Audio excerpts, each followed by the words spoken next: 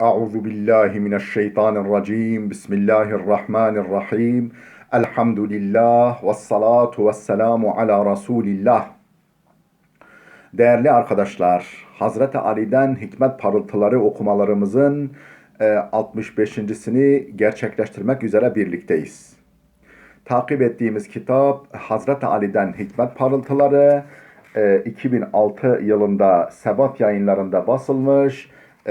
Fakat maalesef baskısı tükenmiş, piyasada bulunmayan bir çalışmam.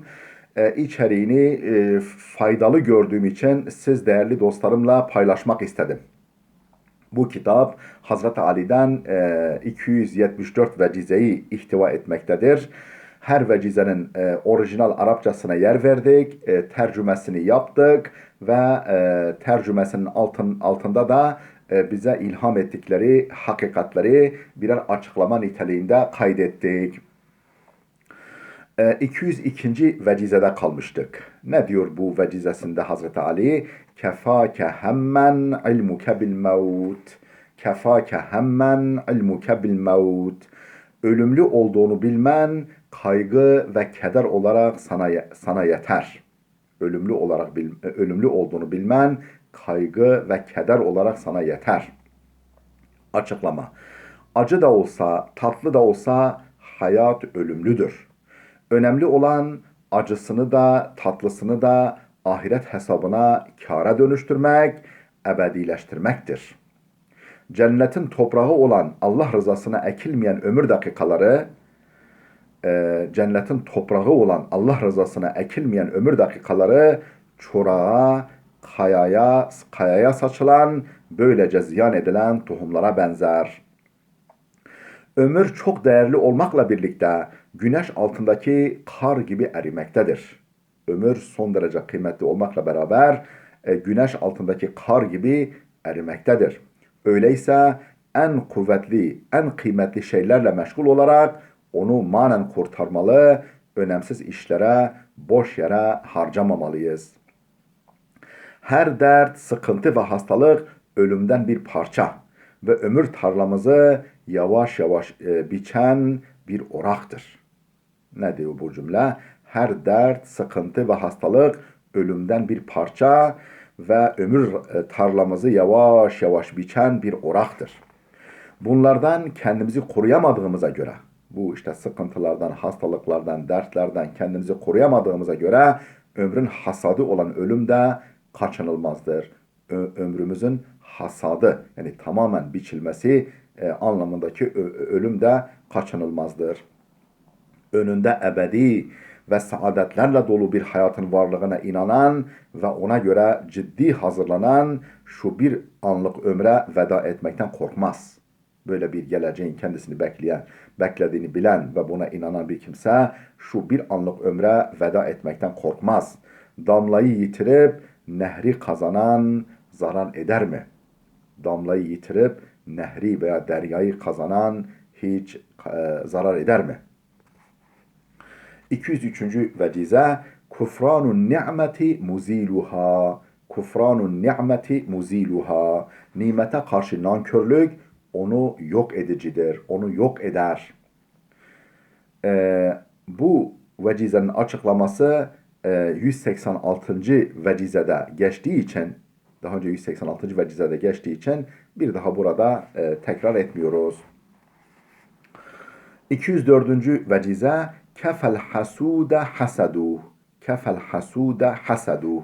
Hasetçinin hasedi kendisinin hakkından gelmeye yeter.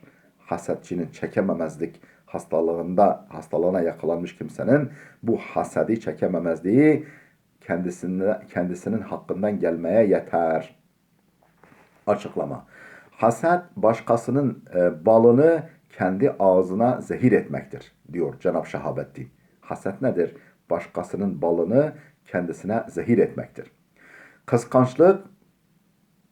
Kıskançlık güvenin kumaşı yemesi gibi, kurtçuğunun kumaşı yemesi gibi insanı içten içe yer bitirir.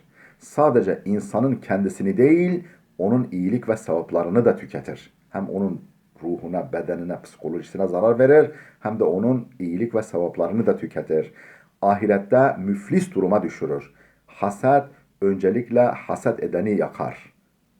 Ne diyor Bediüzzaman? Haset önce haset edeni yakar. Haset edilene zararı ya hiç yok veya çok azdır. Hasetçi Allah'ın başkalarındaki nimet ve güzel takdirine düşmanlık eder. Hasetçi ne yapar? Allah'ın başkalarındaki nimet ve güzel takdirine, kararına düşmanlık eder. Nimetin gitmesini ister. Padişahın biri yoksul fakat hasetçi bir kimseye. Bir padişah bir gün işte yoksul ama hasetçi bir kimseye dile benden ne dilersen fakat sana verdiğimin 2 katını senin şu komşuna da vereceğim. Sen ne istersen sana vereceğim ama sana verdiğimin 2 katını senin şu komşuna da vereceğim demiş. Hasetçi düşünmüş, taşınmış, benim bir gözümü çıkar demiş. Böylece komşusunun 2 gözünün çıkarılmasını istemiş. Yine iyi kalpli komşusunun güzel bir ineğinin sütü ile hayatını sürdüren yoksul bir kimse, yani yoksul bir kimse var, bir de komşusunun ineği var. Komşusu ineğini sağdıkça ona da bir parça, bir miktar gönderiyor. O da yaşamını bu şekilde devam ettiriyor. Efendim işte böyle bir kimse ineğin ölmesi için sürekli dua ediyormuş. Yani o ya Rabbi o ineğin canını al, ya Rabbi o inek helak olsun, telef olsun diye dua ediyormuş, beddua ediyormuş. Yine e, efendim bunu duyan biri merak edip ineğin sütü olmasa açlıktan öleceğin halde bu garip duasının sebebini sormuş. Demiş ki ya o inek ölürse zaten sen de ölürsün. Çünkü senin yiyecek bir şeyin yok. Sen o ineğin sütüyle besleniyorsun. Nedir bu garip duanın sebebi diye sormuş. Hasetçi inek ölürse ben bir defa ölürüm. Oysa şimdi hasedimden her gün ölüyorum cevabını vermiş. Biraz kıskançlık duyarsanız yaşarken ölmenin ne demek olduğunu anlarsınız. Diyor bir Ursler diye bir filozof, bir düşünür. Ne diyor? Biraz kıskançlık duyarsanız yaşarken ölmenin ne demek olduğunu anlarsınız. Dünyada memnun edilemeyecek tek insan, dünyada memnun edilemeyecek tek insan hasetçidir. Çünkü o sadece haset ettiği kimsenin elindeki nimetin yok olmasıyla memnun olur. Tek onu memnun edecek şey haset ettiği kimsenin elindeki nimetin gitmesi. Nimeti alıp vermek de Allah'ın elinde olduğuna göre hasetçiye dünyada rahat ve memnuniyet yoktur. Bu ruh haline sahip bir kimsenin akla hayale gelmedik kötülükler yapması her an beklenir. Böyle bu ruh haline sahip bir kimsenin hiç akla hayale gelmedik bir kötülük yapması her an beklenir. Dolayısıyla haset her türlü rezilliğin başı ve kaynağıdır. Haset edilen şey eğer o kimsenin hakkıysa Allah'ın ikramıdır. Kıskanılamaz. Haksız yere edinmişse zaten ahirette ateş ve azaptır. Ateş ve azaptan dolayı da kıskanılmaz ki.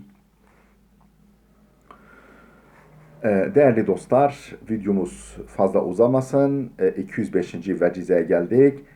Okumamız burada dursun. Gelecek oturumumuza kadar Allah'a emanet olun.